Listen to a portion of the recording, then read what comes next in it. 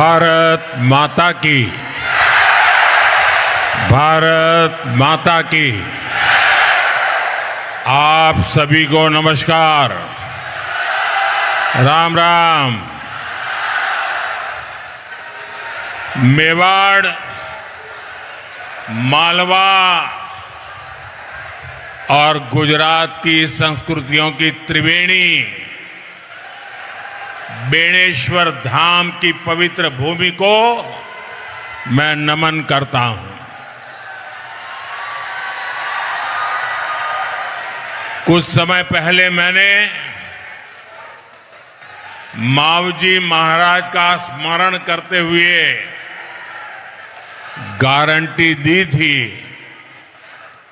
कि जादूगर का जादू नहीं चलेगा।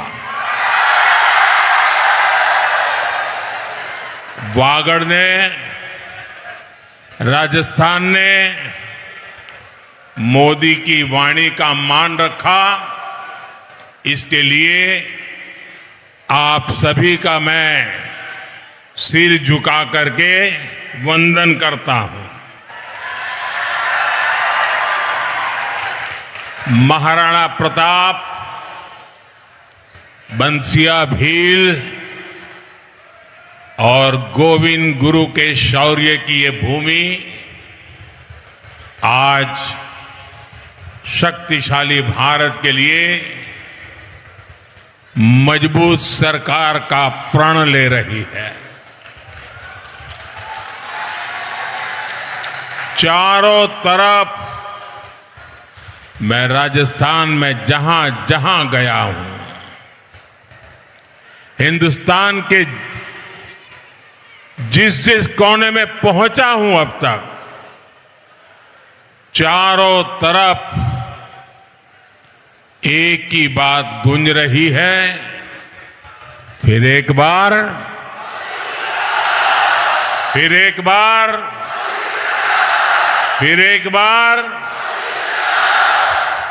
भाई और बहनों, पूरे वागड़ से भाजपा का रिश्ता बहुत पुराना है। यहां की वीर धरा ने हमेशा भाजपा पर अपना विश्वास जताया है। आज की वैश्विक परिस्थितियों में पूरे वागड़ का भाजपा के साथ रहना ये बहुत जरूरी है। आज भारत में स्थिर सरकार का, मजबूत सरकार का होना भी बहुत जरूरी है। एक ऐसी सरकार जो सरहदों की रक्षा कर सके और जरूरत पड़े तो पाताल में भी खोजकर दुश्मनों का सफाया कर सके। एक ऐसी सरकार जो देश की महिला, किसान, गरीब, वंचित, जनजातीय, पिछड़े वर्ग, समाज के इन सभी वर्गों को सम्मान और समृद्धि की तरफ ले जा सके। एक ऐसी सरकार जो युवाओं के सपनों को समझे और उनके लिए नीतियां बनाए। और एक ऐसी सरकार जो देश में भविष्य के हिसाब से इंफ्रास्ट्रक्चर का निर्माण कर सके। हमारा 10 साल का ट्रैक रिकॉर्ड गवाह है।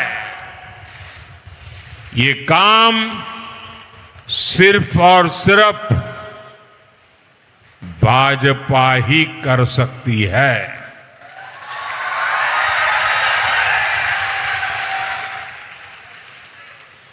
और कोई कर सकता है क्या? और किसी पर भरोसा कर सकते हैं क्या?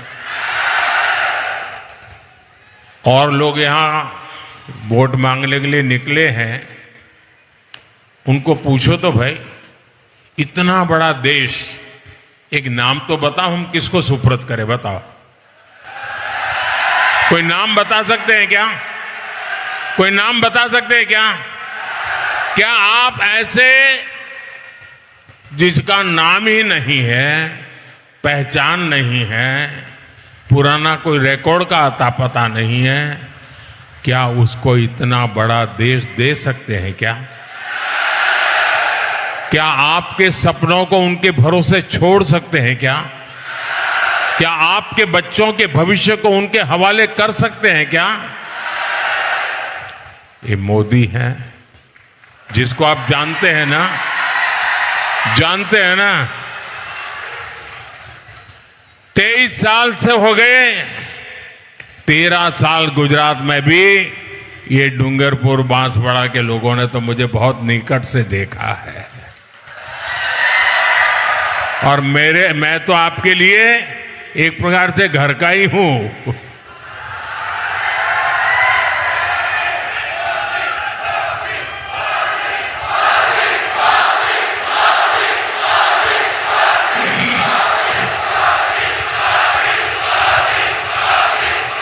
साथियों, देश के उज्जवल भविष्य के लिए, देश को मजबूत बनाने के लिए, आपके सपनों को पूरा करने के लिए, इसी आधार पर मोदी पूरे देश से, राजस्थान से और वागड़ से आशीर्वाद मांगने के लिए आया है।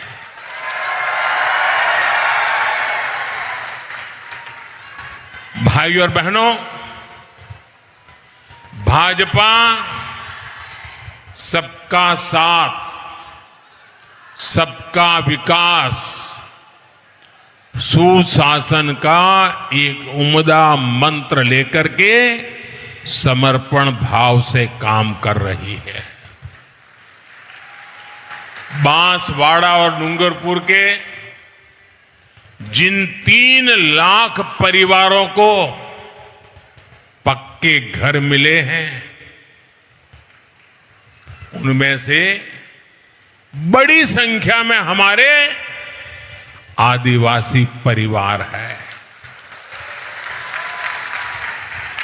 आप मुझे बताइए भाइयों, 10 साल में 2 जिले में 3 लाख पक्के घर, ये काम छोटा है क्या? छोटा है क्या? गरीबों की चिंता की कि न की? आदिवासियों की चिंता की या न की? यहां बांसवाड़ा में 4.25 लाख से अधिक परिवारों तक नल से जल पहुंचा है। जब नल से जल आता है ना, तो माताएं बहनें आशीर्वाद किसको देगी? माताएं बहनें आशीर्वाद किसको देगी? और माताओं बहनों के आशीर्वाद जिस पर होते हैं, जीवन में उसको कोई तकलीफ होती है क्या? यही मेरा सौभाग्य है कि माताओं बहनों का मुझे भरपूर आशीर्वाद मिल रहा है। बांसवाड़ा और डूंगरपुर की 5 लाख से अधिक बहनों को सस्ते गैस सिलेंडर वाली उज्ज्वला गैस मिली है। अगर रोज खाना पकाना हो, धुएं से जिंदगी गुजारनी हो, और जब धुएं में कोई माँ खाना पकाती है ना, तो एक दिन में उसके शरीर में 400 सिगारेट का धुआं जाता है। 400 सिगारेट का धुआं। उस मां की चिंता कौन करेगा? उस मां की चिंता कौन करेगा? ये बेटा करेगा, और इसीलिए गैस के चूल्हे दिए। कोरोना के समय हमने मुफ्त राशन की योजना शुरू की थी।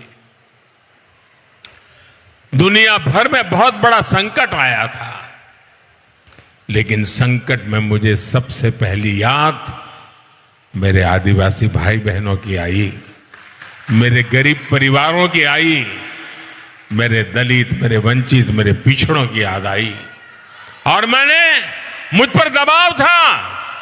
कोरोना के समय के अखबार निकाल के देख लीजिए, ये कांग्रेस में बैठे हुए बड़े बड़े अपने आप को ज्ञानी मानते हैं, दुनिया भर के जो अर्थशास्त्री हैं मुझ पर दबाव डालते थे कि रुपये दो, उद्योग वालों को रुपये दो, अलग अलग काम करने में, वरना बहुत बड़ा तूफान मच जाएगा, अर्थतंत्र खत्म हो जाएगा, लोगों की नौकरियां चली जाएगी, लोग भूखा मरेंगे। मैंने उनकी एक बात नहीं सुनी। किसी भी धनी आदमी को मैंने 1 रुपया नहीं दिया। अगर मैंने दिया तो गरीब को मुफ्त राशन दिया। तिजोरी खाली कर दी, लेकिन मैंने पक्का किया कि गरीब के घर में चूल्हा जलता रहना चाहिए, गरीब का बच्चा भूखा सोना नहीं चाहिए, गरीब की मां के आंख में से कभी आंसू नहीं टपकना चाहिए। और इसलिए मैंने मुफ्त राशन की योजना चलाई है। और मैं आज फिर गारंटी देने आया हूं, आने वाले 5 साल मुफ्त राशन मिलता रहेगा। इसका सबसे अधिक फायदा मेरे आदिवासी परिवार को, मेरे दलित परिवार को, मेरे पिछड़े परिवारों को हुआ। पानी और गैस के बाद अब मोदी का मिशन हर घर सूर्य घर बनाने का है।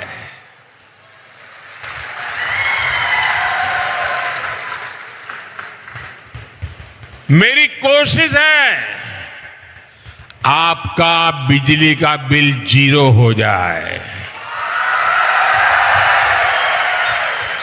यानी सरकार घर की छत पर छोटा सा सोलर प्लांट लगाने के लिए आपको पैसे देगी, आर्थिक मदद करेगी। जितनी जरूरत है उतनी बिजली फ्री आप 0 बिल से खुद उपयोग करो, और अतिरिक्त बिजली है तो सरकार खरीदेगी और आप अपने घर में बिजली से कमाई करो। ये काम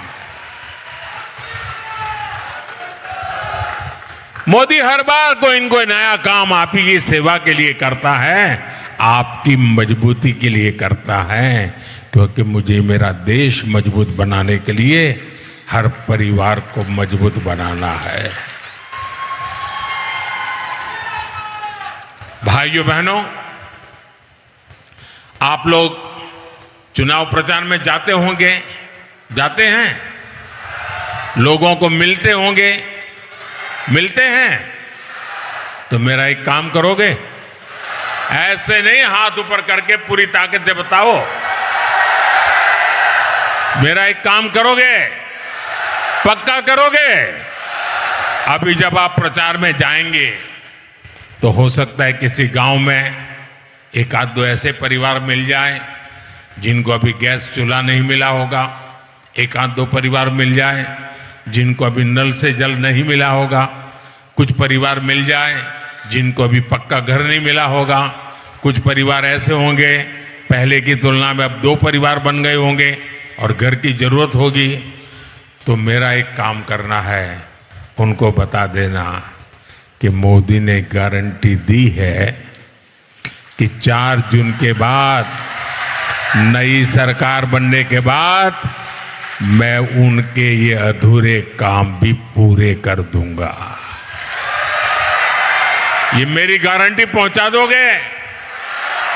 जो भी सुविधाएं मिलने के लिए वो पात्र हैं और अब तक अगर पहुंची नहीं, कुछ लोग छूट गए हैं, तो मोदी उनकी भी गारंटी लेता है।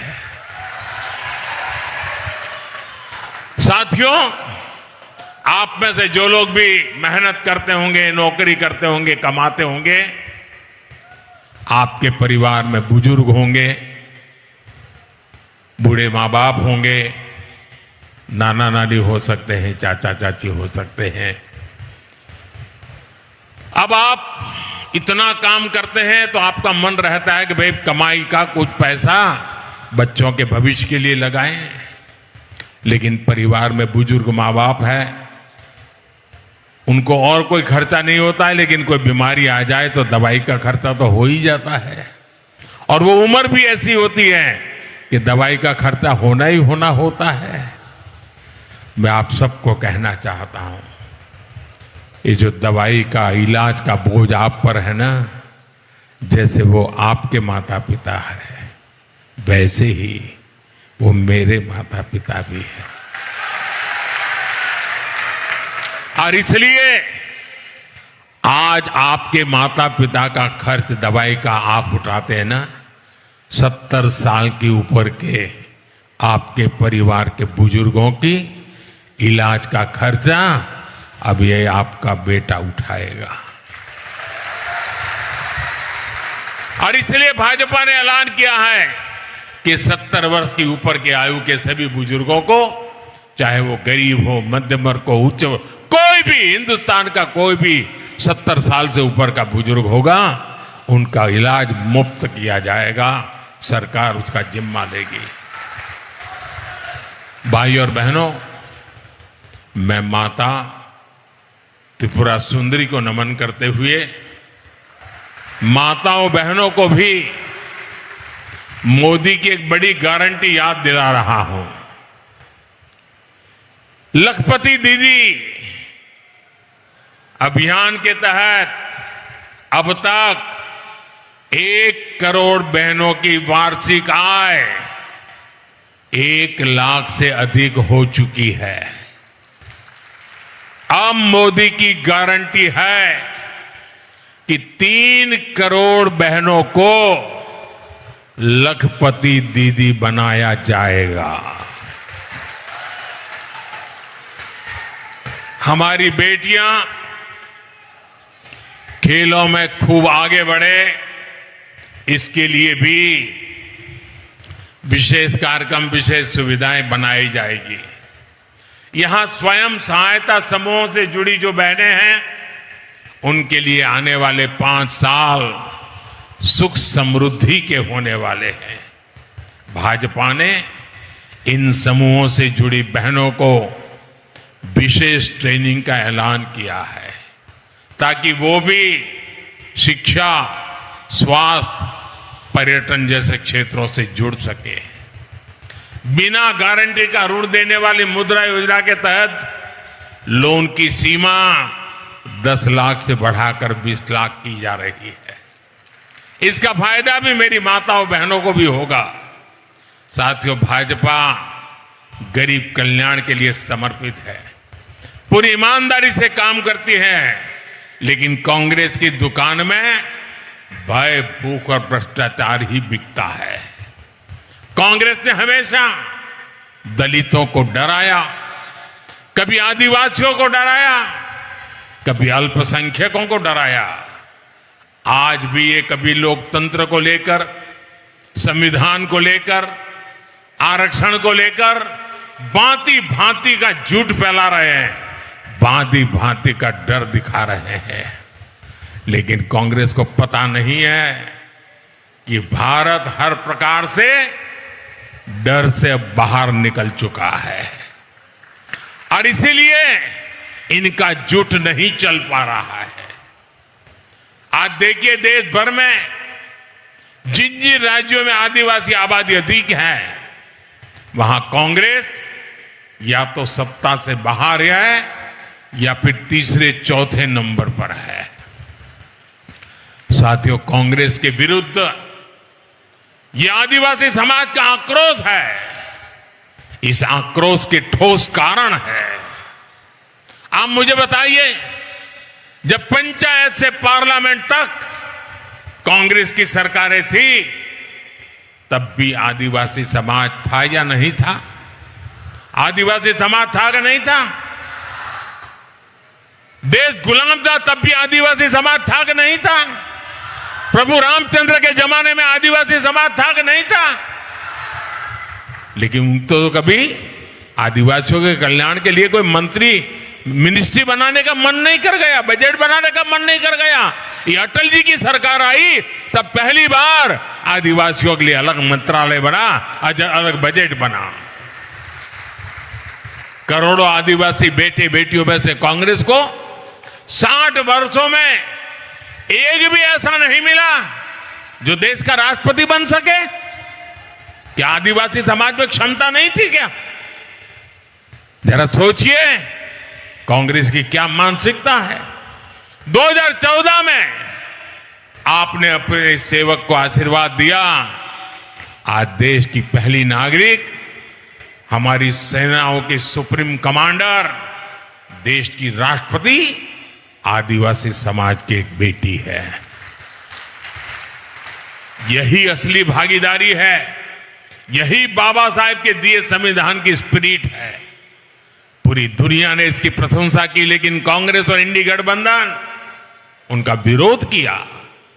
साथियों, ये भाजपा ही है जिसे स्वतंत्रता आंदोलन में आदिवासी समाज की भूमिका को स्वीकार, उनके लिए समर्पित म्यूजियम बनवाए हैं। ये भाजपा ही है जिसने भगवान बिरसा मुंडा की जयंती को जनजातीय गौरव दिवस घोषित किया। और अब तो भाजपा ने ऐलान किया है कि अगले साल भगवान बिरसा मुंडा की 150वीं जन्म जयंती को जनजातीय गौरव अभियान के रूप में पूरे वर्ष भर हिंदुस्तान के हर कोने में मनाया जाएगा। और मुझे पता है जब मैं ये बातें बताऊं ना, तब कांग्रेस वालों के पेट में दर्द शुरू हो जाता होगा। साथियों, कांग्रेस जैसी पार्टियों की आपकी परवाह नहीं है। कांग्रेस जैसी पार्टियां सिर्फ अपनी संतानों के लिए काम करती है। आप सारे कांग्रेस के नेता देख लीजिए, वो अपने संतानों के लिए ही लगे हुए हैं। इंडी गठबंधन के सारे लोग अपने बच्चों को फीड करने में लगे हैं। और मोदी क्या कर रहा है? मोदी आपके संतानों के भविष्य के लिए खप रहा है। आपके संतानों के लिए, भविष्य के लिए बनाने के लिए दिन रात मेहनत कर रहा है। अब आप देखिए, माता को गर्भ के दौरान अच्छा भोजन मिले, इसके लिए भाजपा सरकार हर गर्भवती मां को 6,000 रुपया दे रही है। आदिवासी समाज को सिकल सेल एनीमिया से मुक्ति दिलाने के लिए मिशन तेज गति से चल रहा है। इस अभियान के तहत अब तक देश भर में 2.5 करोड़ से अधिक आदिवासी साथियों की मुफ्त जांच की जा चुकी है। दवाई के साथ साथ आदिवासी युवाओं की पढ़ाई और कमाई के लिए भी अभूतपूर्व काम हो रहा है। 10 सालों में आदिवासी बच्चों के लिए हमने 400 से अधिक एकलव्य मॉडल स्कूल खोले हैं। भाजपा का संकल्प है कि इनको हम 750 तक ले जाएंगे। हमने 24,000 करोड़ रुपए की योजना उन जनजातियों के लिए भी बनाई है जो आदिवासियों में भी सबसे पिछड़े हैं। इसमें राजस्थान की भी हमारी सहारिया जैसी कौम, सहारिया जैसी जातियां, उनको हमने प्राथमिकता दी है। साथियों, स्वार्थ और अवसरवादिता में घिरी कांग्रेस की हालत ऐसी हो गई है कि कांग्रेस का शाही परिवार आजादी के इतिहास में पहली बार होगा। और ये नोट करिए, आजादी के बाद इतने चुनाव हुए, पहली बार दिल्ली में कांग्रेस का जो शाही परिवार रहता है वो कांग्रेस को वोट नहीं देगा। अगर ये शाही परिवार कांग्रेस को वोट नहीं देता है तो आपसे वोट मांगने का उनको क्या हक है भाइयों? जहां इस शाही परिवार के लोग रहते हैं वहां कांग्रेस चुनाव ही नहीं लड़ रही है। पहली बार ऐसा हो रहा है। कांग्रेस की दुर्दशा कि उनका शाही परिवार खुद कांग्रेस को वोट नहीं कर पाएगा। इधर राजस्थान में क्या हो रहा है? हमारे यहां कांग्रेस के नेता घर घर जाकर के क्या कह रहे हैं? कांग्रेस को वोट मत दो।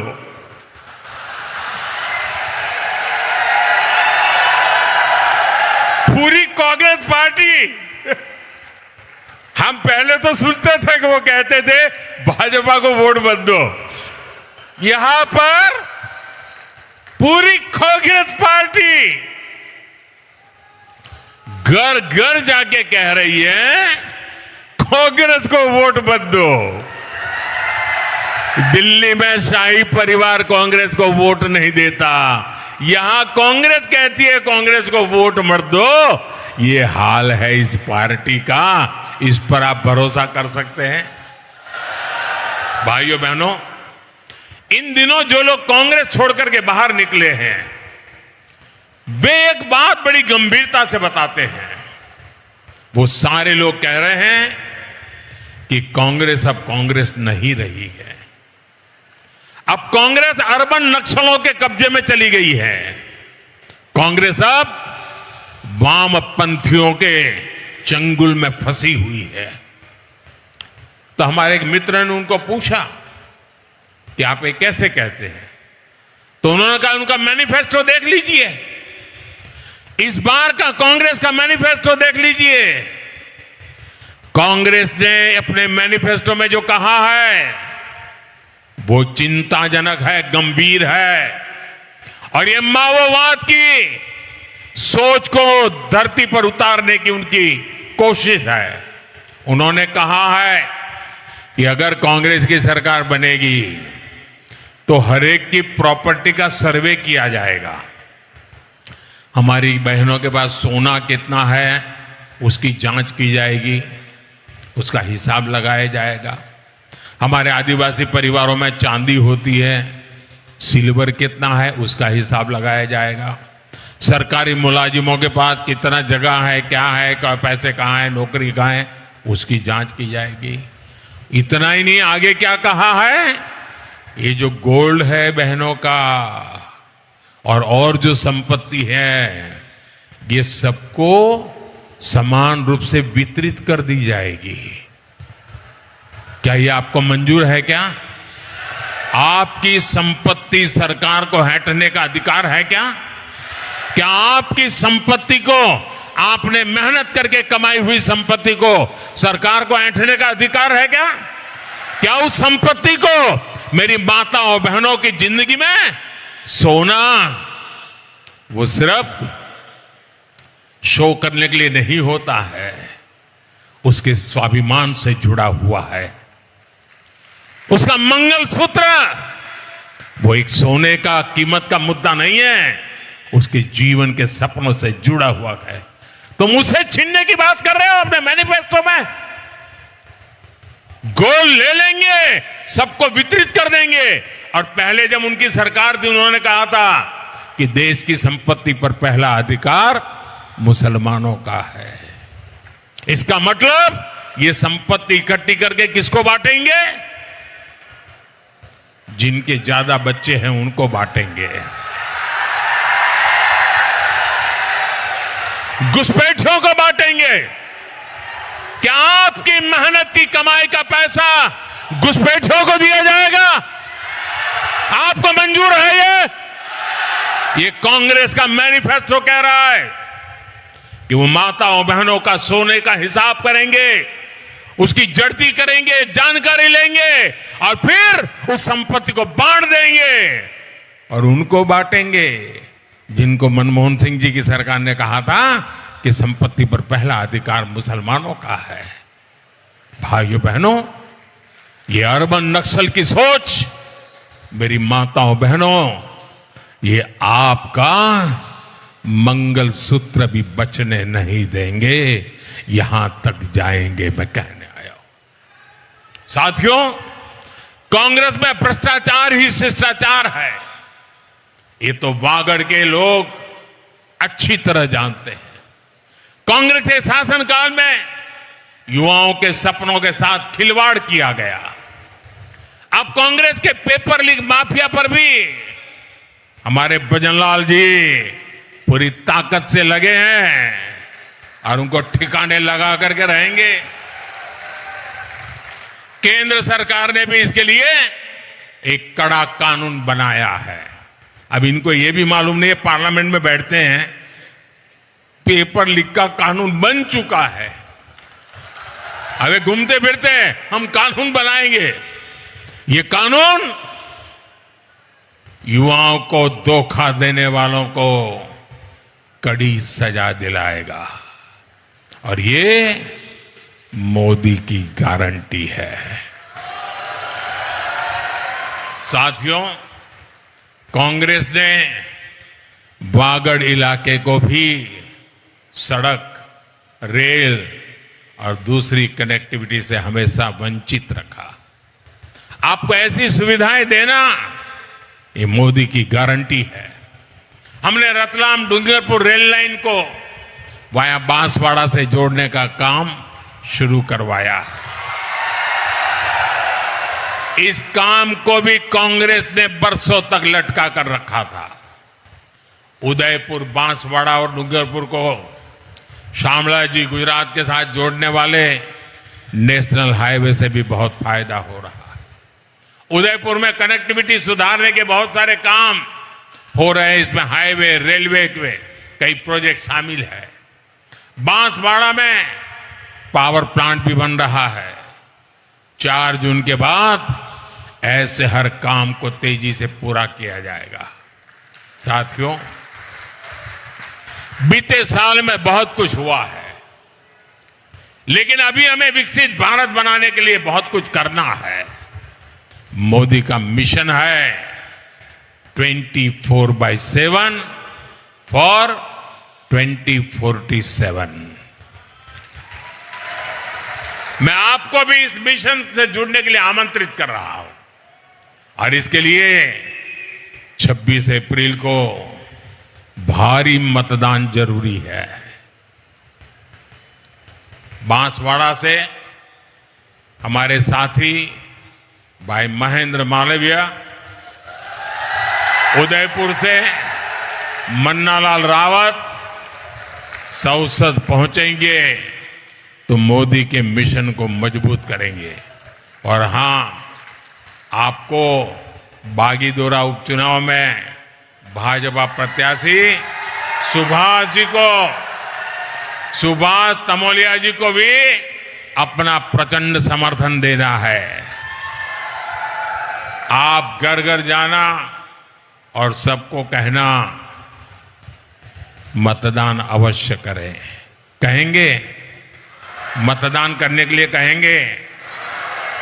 अब मुझे बताइए, हमें लोकसभा भी जीतनी है, ये असेंबली का चुनाव भी जीतना है, लेकिन ये जीतना है तो क्या करना पड़ेगा? क्या करना पड़ेगा? ज्यादा से ज्यादा मतदान करना पड़ेगा। करेंगे?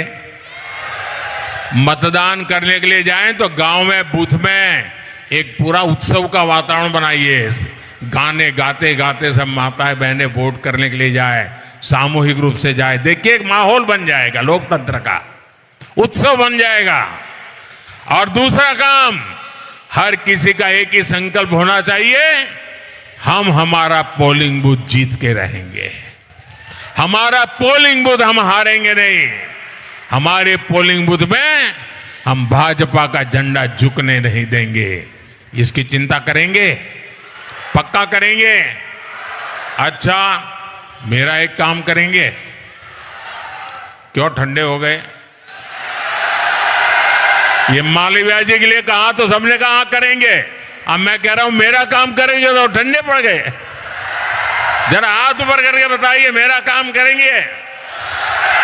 पक्का करेंगे? अच्छा, एक काम करना, घर घर जाना और हर घर में जो भी बुजुर्ग हो उनको कहना, अपने मोदी भाई बांसवाड़ा आए थे और मोदी भाई ने आपको राम राम कहा है। मेरा राम राम पहुंचा देंगे, हर परिवार को मेरा राम राम पहुंचा देंगे। बोलिए भारत माता की, भारत माता की, भारत माता की। बहुत बहुत धन्यवाद।